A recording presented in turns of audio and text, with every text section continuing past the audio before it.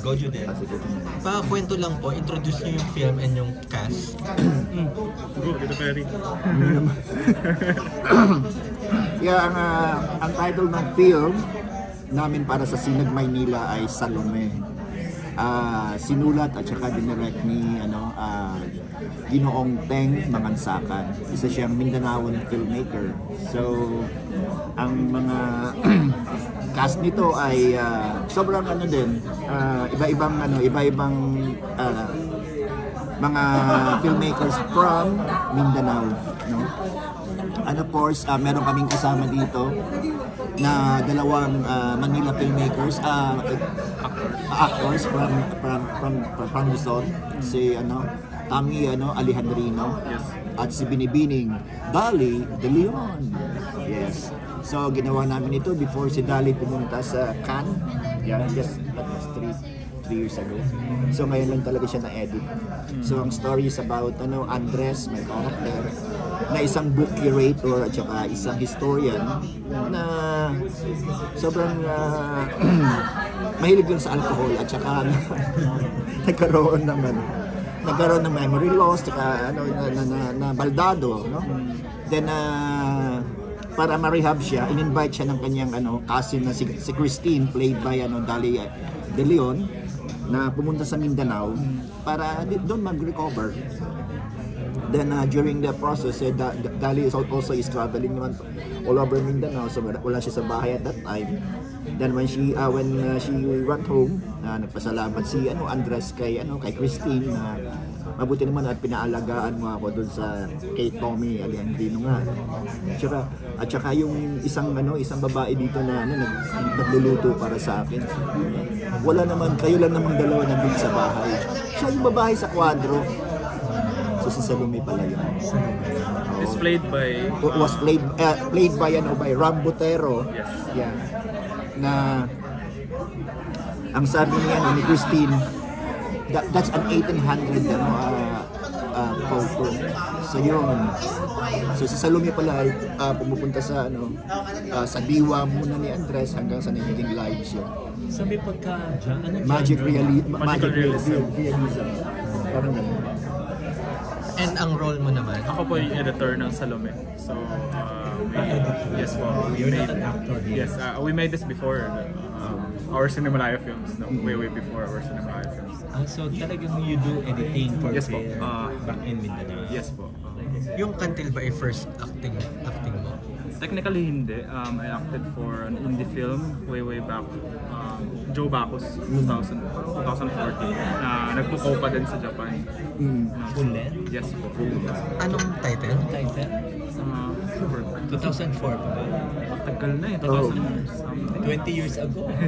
Hindi, 2014. 14, 10 years ago.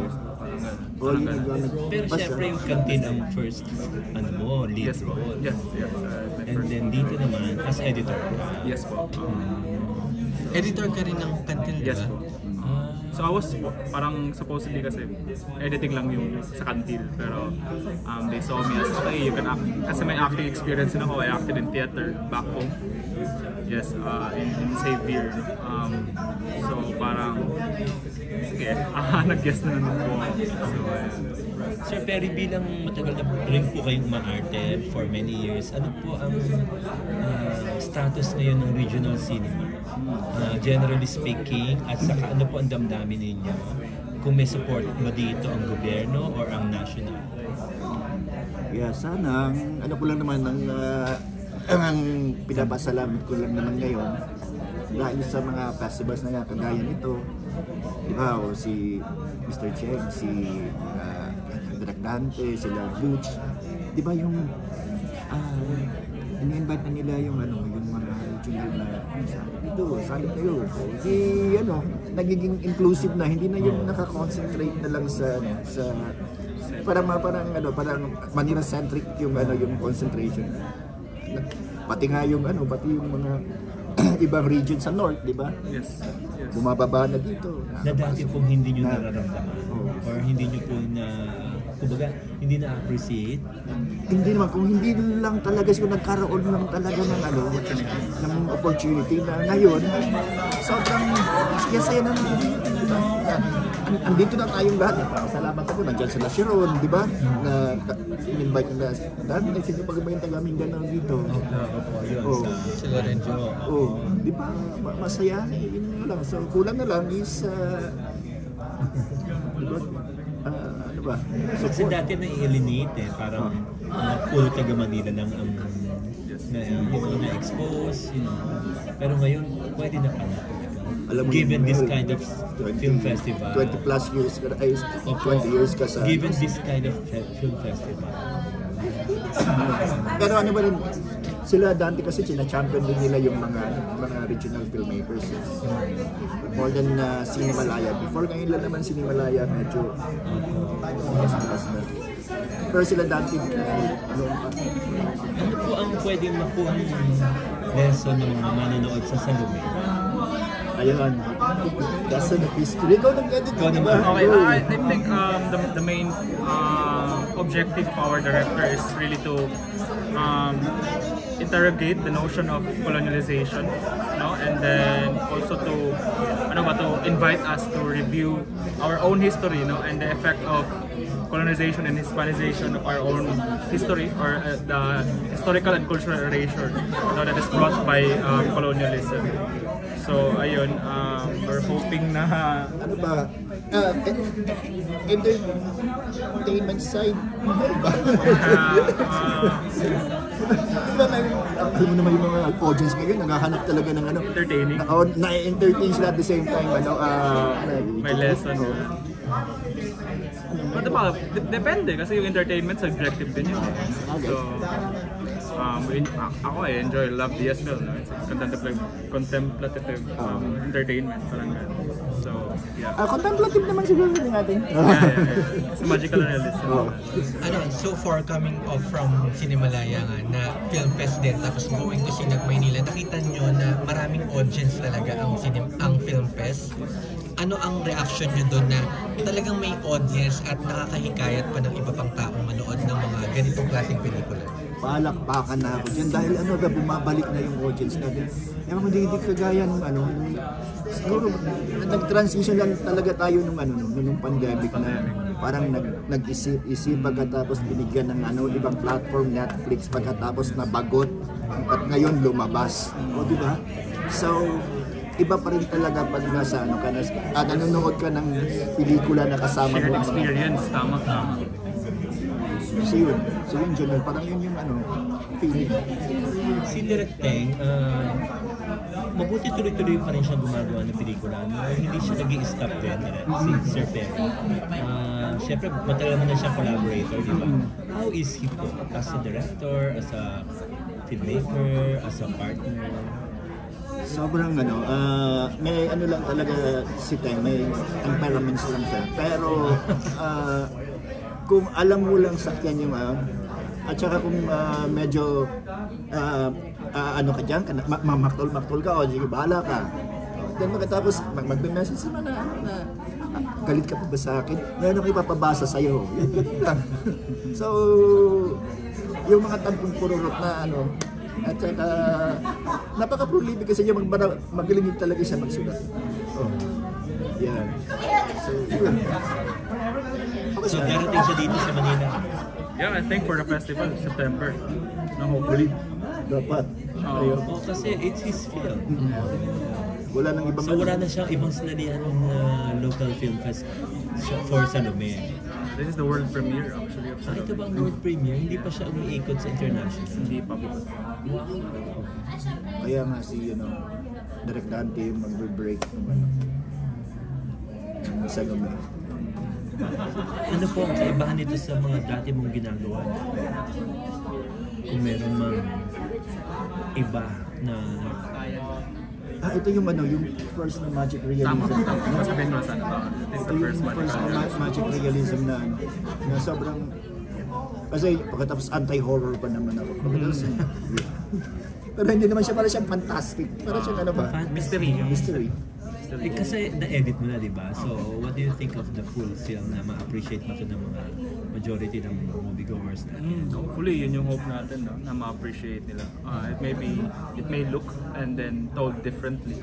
Pero para sa atin, parang an invitation na of how we watch films differently then aside from decentralization ng opportunity. I think yung aesthetic din natin sana ma-decentralized din from how we tell our stories dictated by the big studios. So now na feel mo na umarte, ano yung mas gusto mo, acting or editing? That's a good question. Ako naman po parang para sa akin talaga yung paggawa ng art. Ganun talaga po yung medyo masyadong cliche pero pag gumagawa ako ng art, ganun talaga yun. Parang nabubuhay ako. Tulad ni Sir Perry, siya din yung production designer ng kantil namin. So pag may opportunity kaming gumawa ng art, whether it's editing, whether it's acting, ako Ano natapos mo sa kasama? Ano po? Ano natapos mo? Course sa kasama? International Studies po yung natapos ko yung course. I graduated from Xavier sa Ateneo de Cagayan. Ateneo de Cagayan. Yes, in Cagayan de Oro. Pero even during my college years kasi theater actor kasi ako. And then naging filmmaker. Tsaka ayun, parang it was very obvious na after graduating I will be pursuing this career. So, team ka ba lagi ni Sir Teng, ni Direk Teng, or I freelance knew him, parang naging mentor ko siya when I was still doing, parang nung bata pa akong filmmaker. So, naging mentor ko siya. And then kasi Mindanao kasi masyadong tight-knit yung community namin eh. Like, we knew each other eh. Like, and then, this is, Salome is the product of the collaboration of filmmakers from different parts of Mindanao. Ako, I'm from Northern Mindanao.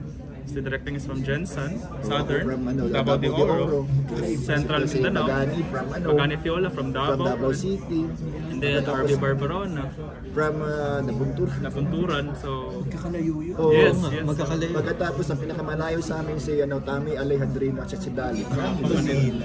So, Award winning. So sila yung mga lumilipad papunta doon. yes. So, wala pang kano, Wala pa ako. Nagtatanong pa nga Mel na pero pwede ba ako magsuot ng mga ethnic kung sa costume. Mas safe na lang kung kasi alam mo naman yung mga cancel culture, maraming mga mata. How did you know Dali? I mean, Ay matagal na kami magkilala ni Dali. Noon noon pa eksena kami sa isang nanalo yun natin yung verdict ba yun? Sa verdict. Verdict ng movie. Oo, di ba yung nanay siya ni ako yung barangay captain. Ito ba yung by Raymond Ribay Gutierrez? Oo, yung kaya Raymond, first film ni Raymond. Magkasama kayo ni Dali nun. So may pinagsamahan pa na kayo. Hindi mo rin naisip na, international na ang pupuntahan niya. Parang nakaka-inspire ba yung gano'n? Na meron kang dating kasamaan? Sobra, di ba? Uy! Hindi pa kami nagkikita. Kailangan makita ko siya. Habang nasa Manila ako, di ba? Hindi kaya nagbago na. Ay, hindi ko alam. Ay, pero hindi. Ayun ko. Kasi kahit nung nag-edit po kami, kasi may kailangan ng ADR, no? So, parang yun, sabi nga ni Sir Perry, grabe, trooper talaga, no? Like, she was very willing to help finish the film, no? Kasi parang sinut nila to before the Triangle of Sadness. Nung nag-edit kami after Triangle of Sadness, pero she was still, very collaborative, very willing to finish the film. So, yeah, so I doubt if nagbago pa siya kasi sobrang buit eh. Hindi na. Malay ko naman sila Mel taga dito. May na-discover din sila. Bali na una muna yung Salome bago yung Kantil na matapos. Yes. Sa Kantil, ano yung approach mo sa pag-edit? Lalo na ini-edit mo yung sarili mo. Yeah, okay. Ako kasi parang personally, sabi ko nga sa director na ayoko kasi pinapanood yung sarili ko. Kasi I was a theater actor, yung foundation ko eh. Pero parang it's a different hat, no? So kailangan mo i-detach yung sarili mo, papanoorin mo yung character. Pero yung pinagkaiba kasi ng Kantil tsaka nung Salome, yung Kantil kasi, of course si Wowa naman kasi, iba yung atake na eh.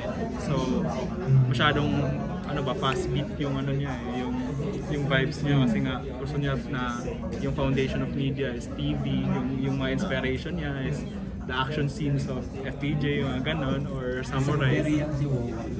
Ano po? Very young. Yes, he's very young.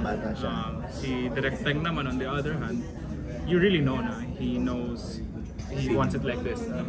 Matagal na kasing gumagawa ng pelikula sa director. So if you know his film, Tsaka talaga, yung, ewan ko, yung, kung ano man yung influensya ni Labrente sa kahit nila Diaz.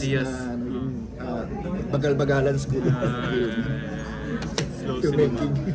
May nagpapatanong lang sa Kantil, yung sa editing ba ng Kantil, merong parang filter na pabilog? May ginamit ka bang parang Hindi gano'n? po sa editing yun, sa lente. Sa lente, anong lente yun? Nakalimutan. Kay RB, di ba? Yung Swirl.